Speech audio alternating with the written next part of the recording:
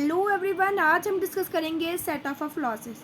Set of losses को discuss करने से पहले हमें पता होना चाहिए हेड्स ऑफ इनकम के बारे में।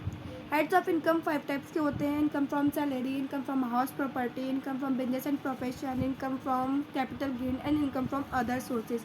एक इंडिविजुअल है, वो जॉब करता है, उसे इनकम कहाँ से होती है? इनकम फ्रॉम सैलरी आती है।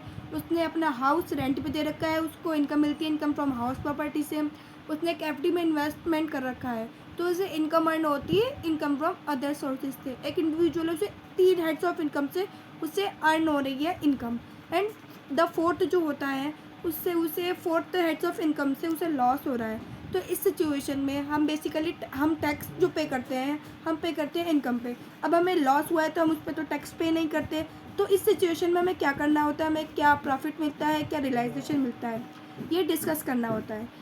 इसमें हम जो हमें लॉस हुआ होता है, जो उसी ईयर में हमें इनकम अर्न होती है, उससे एडजस्टमेंट करना पड़ता है। अगर उससे एडजस्ट नहीं होता है तो जो प्रीवियस ईयर में हमें प्रॉफिट हुआ होता है, हमें उससे कंपनसेट करना होता है। ये सेट ऑफ लॉसेस कहलाता है। Thank you.